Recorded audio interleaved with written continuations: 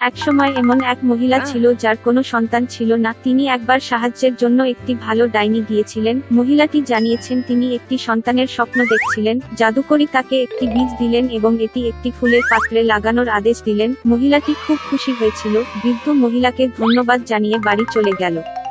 বাড়িতে তিনি একটি বীজ রোপণ করেছিলেন, জল সরবরাহ করেছিলেন এবং ধৈর্য ধরে অপেক্ষা করতে শুরু করেছিলেন। শীঘ্রই একটি টিউলিপের মতো একটি দুর্দান্ত বিস্ময়কর ফুল পাত্রের মধ্যে বেড়ে উঠল। এর পাপড়িগুলি খুললে ভিতরে একটি ছোট্ট মেয়ে ছিল। সে খুব ছোট ছিল, 1 ইঞ্চির বেশি ছিল না। অতএব মহিলা তাকে থাম্বলিনা বলে। এক রাতে থাম্বলিনা যখন দ্রুত ঘুমাচ্ছিল, তখন বিশাল এক তুষার ভেজা এবং কুরুচিপূর্ণ বাড়ির জানালায় উঠে গেল। সে ঘুমন্ত মেয়েটিকে ধরল এবং তাড়াতাড়ি তার জলাবদ্ধ হয়ে গেল। তুষারপাত তার কুরুচিপূর্ণ ছেলেকে সুন্দর থাম্বলিনার সাথে বিয়ে করার সিদ্ধান্ত নিয়েছে। তিনি তাকে নদীর মাঝখানে একটি প্রশস্ত লিলি পাতায় রোপণ করেছিলেন যাতে মেয়েটি পালাতে না পারে। সকালে থাম্বলিনা ঘুম থেকে উঠে বুঝতে পারল যে সে বাড়িতে নেই, তবে তার চারপাশে জল ছিল। মেয়েটি যখন বুঝতে পারল যে কি ভয়ানক পরিণতি তার জন্য অপেক্ষা করছে, তখন সে কাঁদল। এই মুহূর্তে ছোট মাছ অতীত সাঁতার কাটছে। তারা থাম্বলিনার জন্য দুঃখ পেয়েছিল। তারা লিলির কাণ্ডে কুঁচকে গেল এবং পাতাগুলিটি মেয়েটির সাথে সাঁতার কাটল।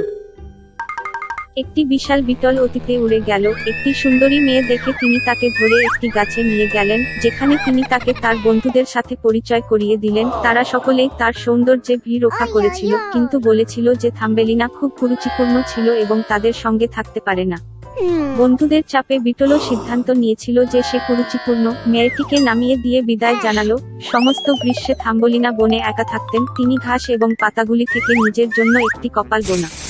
তিনি পরাগ এবং শিশির খেয়েছিলেন, পরিষ্কার আবহাওয়ায় রৌদ্রে ঝাঁকিয়েছিলেন এবং বার্ডকের বড় পাতার নিচে বৃষ্টি থেকে লুকিয়েছিলেন। তবে শীঘ্রই শীত, বৃষ্টি এবং বাতাস এসেছিল। থাম্বলিনার শীতের পোশাক ছিল না এবং সে হিমশীতল শুরু করে। মেয়েটি ক্ষুধা ও সর্দিতে ভূগোল এবং একদিন তাকে মাটির মাউস দ্বারা আশ্রয় দেওয়া হয়েছিল।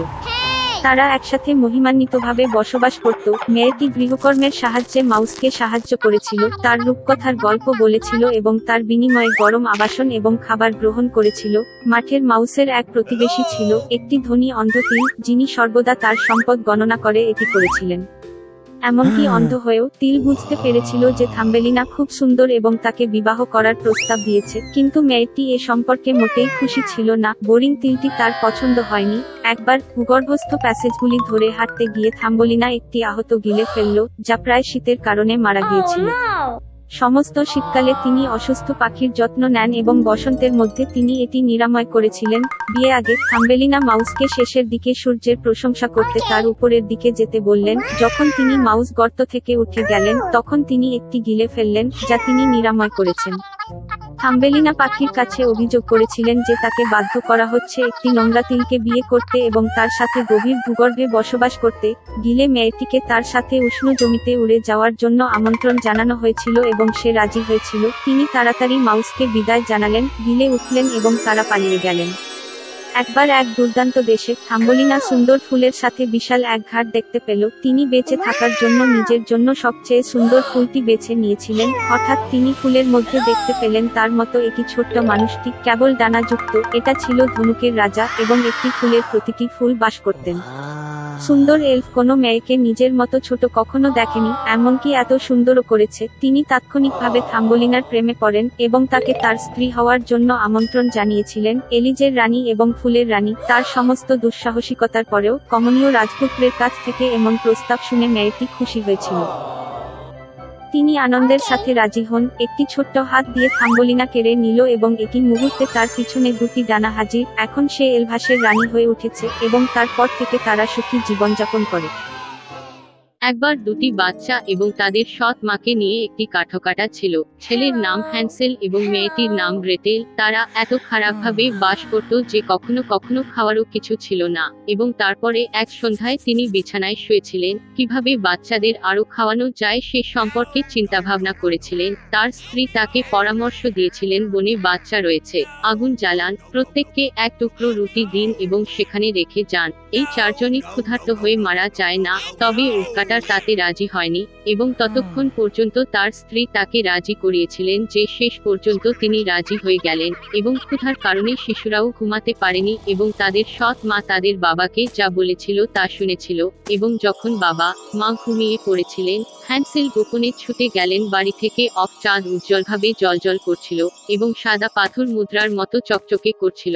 হ্যান্সেল তার যতটুকু ফিট করতে Thank পারে you. ততটা পকেট করেছে। Thank you. তারপরে তিনি বাড়িতে ফিরে গেলেন এবং শিশুরা বিছানায় গেলেন। সকালে সৎ মা বাচ্চাদের কাছে এসেছিলেন, তাদের প্রত্যেককে এক টুকরো রুটি দিয়েছিলেন এবং তারা সকলে একসাথে বনে গিয়েছিলেন। পথে হ্যান্সেল একের পর এক সাদা পাথর ফেলে দিয়ে তারা যখন ক্লিয়ারিংয়ে পৌঁছেছিল, আমার বাবা আগুন জ্বলতে শুরু করেছিলেন। তিনি বাচ্চাদের আগুনের কাছে বসার নির্দেশ দিয়েছিলেন এবং নিশ্চিত হয়েছিলেন যে এটি বেরিয়েছে না। যখন তারা এবং তাদের সৎ মা আরও কাঠের জন্য গিয়েছিলেন, তারা বসে বসে ক্লান্ত হয়ে ঘুমিয়ে পড়েছিল।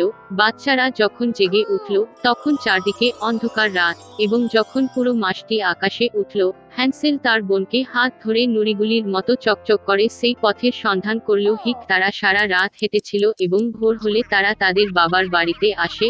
কিছু সময় কেটে গেল এবং বাচ্চারা আবার শুনল কিভাবে এক রাতে সৎ মা তাদের বাবাকে বাচ্চাদের হাত থেকে রেহাই পেতে ভিক্ষা করতে লাগলো। তিনি প্রত্যাখ্যান করলেন, কিন্তু তার স্ত্রী তার কথা শুনতে চাননি। তিনি অভিশাপ দিয়েছিলেন এবং তার কাছে সমস্ত প্রকার তিরস্কার করেছিলেন। বাবা মা যখন ঘুমিয়ে পড়েছিলেন, হ্যান্সেল শেষবারের মতো পাথর সংগ্রহ করতে চেয়েছিলেন, তবে সৎ মা Thank you. দরজাটি তালাবদ্ধ করে রেখেছিলেন এবং ছেলেটি বাড়িটি ছাড়তে পারেনি। খুব ভোরে বাচ্চাদের প্রত্যেককে একটি করে রুটি দেওয়া হয়েছিল। এটি আগের সময়ের চেয়েও কম ছিল। বনে পথে বাইনার তার পকেট তার টুকরা ছিন্ন ভিন্ন মাটিতে ক্রুম্বিয়ে ফেলে দিন। সৎ মা তাদের আরো বনে নিয়ে গেলেন। আবার একটি বড় আগুন জ্বালানো হয়েছিল এবং বাবা তাদের সৎ মা আরো কিছু কাঠ কাটাতে বাচ্চাদের আগুন দেখার জন্য নির্দেশ দেন। মধ্যাহ্ন ভোজনের সময় গ্রেটেল তার রুটির টুকরোটি হ্যান্সেলের সাথে ভাগ করে নিয়েছিল। তারা ঘুমিয়ে পড়েছিল। অন্ধকার রাত পড়লে আমরা জেগে উঠি এবং এরপরে একটি মাস উপস্থিত হল এবং তারা তাদের পথে একত্রিত হল, কিন্তু তারা একটিও টুকরোটি খুঁজে পেল না, কারণ বনের মধ্যে হাজার হাজার পাখি এলোমেলো করে দীর্ঘদিন ধরে এই ক্রমগুলি খাচ্ছিল। তাই বাচ্চারা অনেকক্ষণ হাঁটল, কিন্তু তারা বনের বাইরে বেরোতে পারেনি। হঠাৎ রাস্তা তাদের কুড়েঘরের দিকে নিয়ে গেল। কাছাকাছি এসে বাচ্চারা দেখতে পেল যে বাড়িটি সমস্ত রুটি এবং বিস্কুট দিয়ে তৈরি এবং উইন্ডোজগুলি খাঁটি চিনির তৈরি। হ্যান্সেল উপরে উঠে ছাদের একটি টুকরো ছিল, আর তখন কুড়েঘরের দরজা প্রশস্তভাবে খুলে গেল, আর বৃদ্ধা এক টুকরো করে ঝুঁকে পড়ল। ক্যাম্প হ্যান্সেল এবং গ্রেটেল এতটাই ভয় পেয়েছিল যে তারা এমনকি তাদের হাত থেকে তাদের তীরবিদগুলি ফেলে দেয়, এবং বুড়ো মহিলা সদয় ছিল এবং তাদের কুড়েঘরে তাদের আমন্ত্রণ জানিয়েছে। টেবিলে ইতিমধ্যে প্রচুর খাদ্য ছিল, দুধ, কুকিজ, আপেল এবং বাদাম। রাতের খাবার শেষে বৃদ্ধা শিশুদের জন্য দুটি পরিষ্কার বিছানা তৈরি করেছিলেন এবং হ্যান্সেল এবং তার বোন ভেবেছিলেন তারা স্বর্গে রয়েছে। তবে বুড়ো মহিলাটি কেবল স্নেহশীল হওয়ার ভান করেছিলেন, তবে বাস্তবে তিনি ছিলেন দুষ্টু জাদুকরী, যিনি সন্তানদের প্রতি আকৃষ্ট করার জন্য এই রুটির কুড়েঘরটি তৈরি করেছিলেন। খুব সকালে শিশুরা যখন ঘুমাচ্ছিল, সে হ্যান্সেলকে নিয়ে একটি ছোট খাঁচায় রাখলো এবং সে তার বোনকে আদেশ করেছিল যে দুষ্ট জাদুকরী তার কাছে যা করতে চায় তা করার জন্য। বুড়ো মহিলা ছেলেটিকে পরে খাওয়ার জন্য মোটা করার সিদ্ধান্ত নিয়েছে। সুতরাং গ্রেটেল হ্যান্সেলের জন্য সবচেয়ে সুস্বাদু খাবার রান্না করা শুরু করেছিল এবং সে নিজেই বাকি কিছু ছাড়া কিছুই পেল না।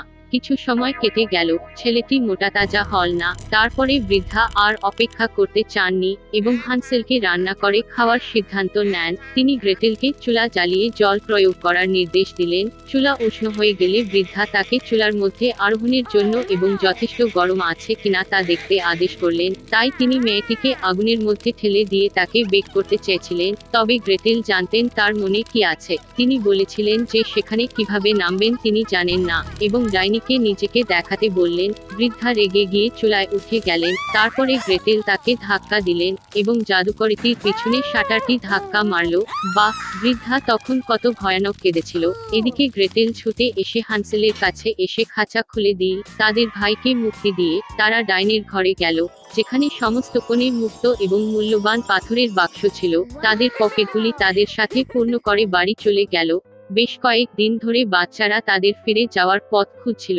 বনটিকে আরো বেশি পরিচিত বলে মনে হয়েছিল এবং শেষ পর্যন্ত তারা তাদের বাবার বাড়িটি দূরত্বে দেখতে পেল। বাচ্চাদের জীবিত দেখে তিনি কত আনন্দিত হয়েছিলেন। হ্যান্সেল এবং গ্রেটেল ডাইনি থেকে নিয়ে যাওয়া সমস্ত মুক্তো এবং রত্নগুলি মেঝেতে পড়ে এলেছিল। খাবার নিয়ে ভাবার দরকার ছিল না এবং তারা বাঁচতে এবং আনন্দ করতে শুরু করে, আর বাবা দুষ্ট সৎ মাকে বাড়ি থেকে তাড়িয়ে দেয়।